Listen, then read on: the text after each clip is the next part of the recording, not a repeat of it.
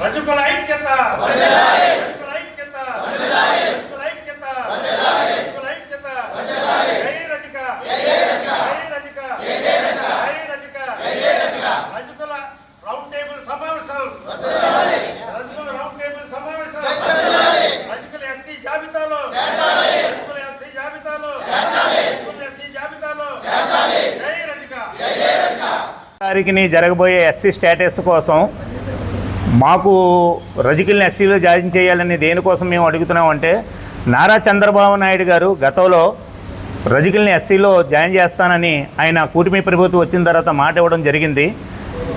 గెలిచిన తర్వాత 2 సంవత్సరాలు అయిన తర్వాత మమ్మల్ని రజకులు అన్నదాన్ని చిన్న చూపుగా చూస్తున్నారు కనుక దయించి మేము భిక్ష అడుగుతున్నాం అనుకొని మా కార్యక్రమాన్ని మమ్మల్ని ఎస్సీలో జాయిన్ చేయాలని మేము మరీ కోరుకుంటున్నాం. ఇట్లు అధ్యక్షులు బొమ్మదేవర శ్రీనివాస్. నా పేరు కాకినాడ రామారావు, అధ్యక్షులుగా ఉన్నాను. అయితే ఈరోజు ఈ యొక్క ప్రెస్ మీట్ ఏర్పాటు చేయడానికి గల ముఖ్య కారణం ఆంధ్రప్రదేశ్ వ్యాప్తంగా రజక ఐక్యత ఎస్సీ జాబితాలో చేర్చమని చెప్పేసి రౌండ్ టేబుల్ సమావేశాలు రాష్ట్ర వ్యాప్తంగా జరుగుతున్నాయి. దాని ఈ యొక్క పరిణామంతో మేము ఏలూరు, అటు దాచేపల్లి పల్నాడు జిల్లా, అలాగే చిత్తూరు జిల్లా, ఇటు అనకాపల్లిలో 4 అయినాయి. ఇది 5వది రాజమండ్రిలో పెట్టాలని చెప్పేసి పెద్దలందరూ నిర్ణయించడం జరిగింది. దీన్ని పరిష్కరించుకొని రేపు 12వ తారీఖు నాడు ఇక్కడ రాజమండ్రిలో ఈ యొక్క రజక ఐక్యత ఎస్సీ జాబితా మీద రౌండ్ టేబుల్ సమావేశాన్ని ఇక్కడ పెట్టడం జరిగింది. దీన్ని పురస్కరించుకొని మరి రాష్ట్ర వ్యాప్తంగా ఉన్నటువంటి మా రజక నాయకులు కానీ, అలాగే వ్యాపారస్తులు, ఉద్యోగ కార్మికులందరూ కూడా ఈ యొక్క రౌండ్ టేబుల్ సమావేశానికి రాష్ట్రం నలుమూల నుంచి కూడా ఇక్కడ రాజమండ్రి రావడం జరుగుతుంది. ఇది ఎందుకంటే మాకు చిరకాల వాంఛ రజకులను ఎస్సీ జాబితాలో చేర్చమని చెప్పేసి ఏనాటి నుంచో ఉన్నటువంటి మా పెద్దల టైం నుంచి కూడా అడగడం జరుగుతుంది.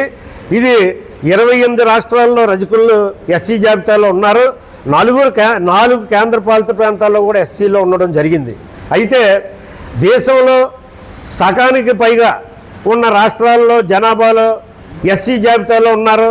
25వ వంతు మరి బీసీలుగా మిగిలిపోవడం జరిగింది. ఇది పక్కన ఉన్నటువంటి ఒరిస్సాలో ఎస్సీలో ఉన్నారు, ఆంధ్రప్రదేశ్లో బీసీలో ఉన్నారు. ఇక్కడ మహిళ వెళ్ళి అక్కడ ఒరిస్సా వెళ్ళేసరికి ఎస్సీ అవుతుంది, అక్కడ మహిళ ఇక్కడికి వచ్చేసరికి బీసీగా మరి ఉండడం జరుగుతుంది.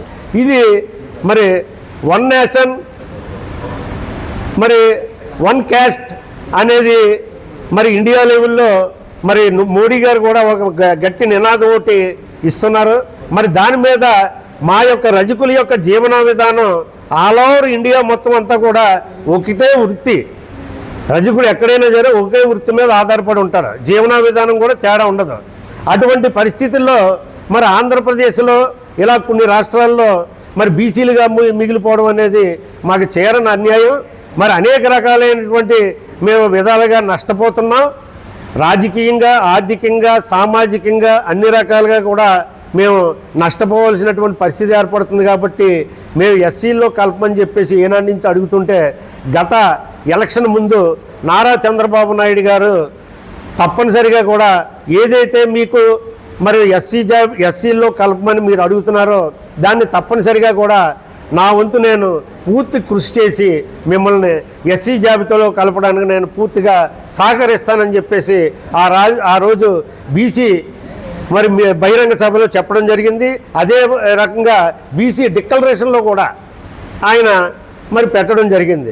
మరి ఎంతో అభివృద్ధి చేస్తూ రాష్ట్రం అన్ని కులాలకి కూడా సమానమైనటువంటి ప్రాతినిధ్యంతో ఇస్తూ వచ్చినటువంటి తరుణంలో మా యొక్క కోరికను కూడా మరి ఆయన ఇచ్చారు. కాబట్టి దాన్ని తప్పనిసరిగా కూడా నెరవేర్చాలనే క్రమంలో మేము శాంతియుతంగా మా యొక్క కమ్యూనిటీ ఏదైతే ఉందో మా పెద్దలందరూ కూడా కూర్చుని మేము దీని మీద మరి సలహాలు సూచనలు అందరికీ తీసుకొని మేము ఒక విధానంలోకి వచ్చి బాబు గారి దృష్టిలో కూడా దీన్ని తీసుకుని వెళ్దామనే ఒక ప్రక్రియలో భాగంగా మరి రేపు 12వ తారీఖు నాడు మరి రాజమండ్రిలో పెట్టడం జరుగుతుంది. కాబట్టి మా యొక్క మరి ఈ యొక్క ఉమ్మడి తూర్పుగోదావరి జిల్లాలో ఉన్నటువంటి సంఘ నాయకులు కానీ రాష్ట్రంలో ఉన్నటువంటి నాయకులు కానీ అందరూ కూడా రావడం జరుగుతుంది.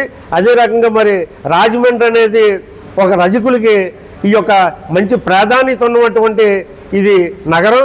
దీంట్లో పెట్టాలని చెప్పేసి ఇక్కడే పెట్టాలని చెప్పేసి అందరి యొక్క ఆలోచనతో ఇక్కడ పెట్టడం జరుగుతుంది. కాబట్టి ఇక్కడ ఉన్నటువంటి పేట సంఘాలు కానీ ఇక్కడ టౌన్ రజక సంఘం ఉన్నటువంటి పొలమూరు వెంకట్రావు గారు గౌరవాధ్యక్షులు, అలాగే మరి టౌన్ పట్టణ అధ్యక్షులైనటువంటి బొమ్మదేవర శ్రీనివాసరావు గారు, అలాగే పాలక మండలి సభ్యులు, అలాగే పేట సంఘాల ఈ యొక్క నాయకులందరూ కూడా మరి ఈ యొక్క కార్యక్రమాన్ని సహకారాలతో వారి ఆధ్వర్యంలో నా అధ్యక్షతన ఇక్కడ కార్యక్రమం ఏర్పాటు చేయడానికి మరి నిర్ణయించడం జరిగింది. దీనికి అంతటికీ కూడా మీడియా సభ్యులు కూడా సహకరించాలని చెప్పేసి మీకు మరొకసారి విన్నవించుకుంటున్నాను.